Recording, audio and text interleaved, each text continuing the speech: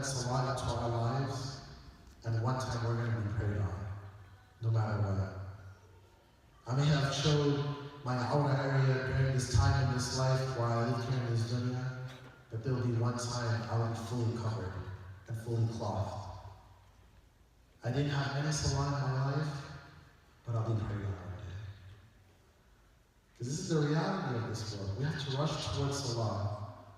Because you'll know if your soul is taken in a rough manner, there was a problem. But if your soul was taken in a very lightly manner, as if water was flowing, that's what we want. This life is temporary. We have to rush towards the goodness. We have to rush towards Allah subhanahu wa ta'ala during this time. Because we don't know when, where, or how, or even why we will return back to Allah.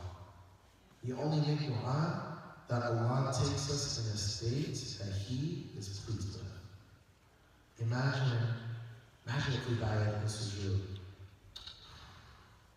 And then imagine there are Muslims dying in the clubs. Which one would you want? Which passage would you want? We would want to die in prostration to my Lord.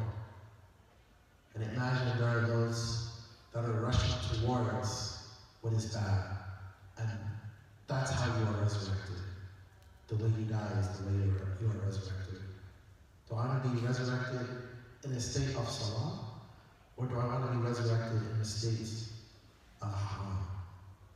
We have to rush towards what is pleasing towards Allah subhanahu wa ta'ala and leave off what will deviate us away from Allah subhanahu wa ta'ala. My suggestion for everybody is to do a ghusl at least once in their life to see what it's like, because that will humble you. Because that is the reality. You will be washed one day. Or you will wash somebody one day. And even the person sitting next to you might wash you one day. You don't know. But you have to remember that Allah subhanahu wa ta'ala has reminded us multiple times in the Quran that we will die. Leave off the worldly affairs, leave off this dunya, and rush towards what is good. And leave off what is evil. This job, because it's a job, this amana, is bestowed onto certain people. There are people that care about caring for somebody, and there are those that just do it just for the naysay. Oh, did you hear this person does this, and he's really good, and blah, blah, blah. But then there are people that just, this is my job. This is what Allah said, and that's what I'm going to do. As long as you're within the realm of the Quran and Sunnah, you'll be good. Because if you're in the realm of the Quran and Sunnah, then what do you want? You want to die within the realm of the Quran and Sunnah. You don't want to die in a displeasing state. Because the reality of this world is we will all return back to Allah subhanahu wa ta'ala. And meeting with the families, they're so distraught, and we tell them, don't worry about it. All I need is this information, and we'll take care of everything else. Will you be there? Will you be a part of the whistle? No, I can't do it. No problem. We'll take care of it for you. We'll find people to do the whistle. We then ask the family. What we always do is, when it comes to Salatul Janazah, we always ask the family first before the Imam. We ask the family, do you want to lead Janazah? Yes, I'll lead Janazah. No, I can't. This is difficult. Let the Imam lead. Let them lead. We do Janazah prayer, and then we go to the cemetery. And then after that, when we're at the cemetery, who's going to go in the grave with me? I ask the family. 2 members from the family who wants to come into the grave with me to help lower the body. Oh, no, we can't do it. And then the family and son will rush towards it. Oh, I'll do it, inshallah. Okay, good. And then maybe a family friend or whatever, can I do it? Of course, come in. Let's lower the body. Once we lower the body, and we put the wood on top. We seal off the edges with mud, and then it's filled in with dirt. That's your final destination. That's your final house. Imagine we're rushing towards buying a new house, buying a new car, but how have we designed our grave? There's no floor plans for it or whatever. It's just one hole right there. Our hole could be here in Phoenix. It could be wherever we come from. But this is the reality. The grave is our final destination. And when we don't think about the grave, we're only rushing towards the dunya matters. During this time, I ask you, at least one time, do a ghusl and see the reality of that. If not, that's fine. It's difficult. It's difficult in the beginning, trust me. But after, you'll get numb to it. You'll see it's just, that's another brother, that's another sister. It has to be done. And then the next step is go to the cemetery. See what it's like. See that. See how many ages. There's a 2-year-old, there's a 3-year-old, 40, 50, 15-year-old. You don't even know if this person is educated, not educated. That doesn't matter. You see their name and age, that's all. All you know is that they returned back to Allah subhanahu wa ta'ala. Go to the cemetery, visit the cemetery. Let it be a reminder for you. Or, even more, especially for the brothers that we suggest, go lay inside the grave and see what it's like. Laying inside of the grave, that's something else. See what your house will feel like. Is it comfortable? Is it squeezing you? Did it lightly hug you? Because you don't want a grave that's going to squeeze you. You want a grave that hugs you, that's welcoming you back home. Because we will return back to Allah subhanahu wa ta'ala. This is the reality of our life. Inshallah, I'll stop right there. Jazakallah Ustad Muhammad Zaki for the wonderful, such a great reminder about death and dying. As we all know, there is nothing certain in this world. Dying, death, as Allah says in the Quran, "Kullu nafsin dha'iqatul maut." Every soul will taste death. And also there's a reminder, great reminder in the hadith narrated by Ibn Umar.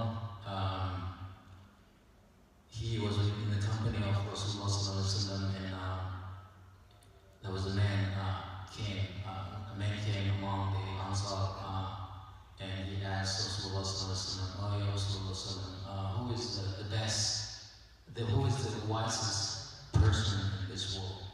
And Rasulullah sallallahu alaihi wasallam replied,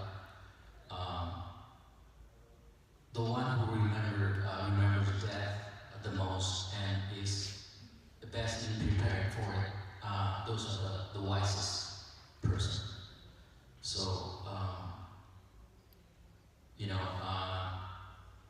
death is for certain. So it says there, the best, the wisest person is those who prepare for death. So, may Allah, in our life, in the state of Husnul Khatimah. Ameen. Inshallah, Ustad is open now for Q&A. One of you have any brothers and sisters, any questions, please do so. And we have a brother here. And state your name and where you're from.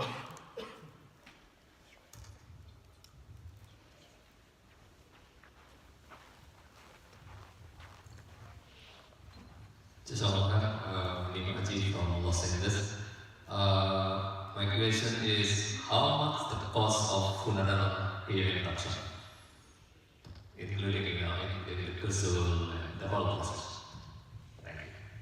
So it's going to be way less compared to California. I know that for sure. So here in Phoenix, as an example, in Phoenix, Arizona, it's $3,600 for a janaza.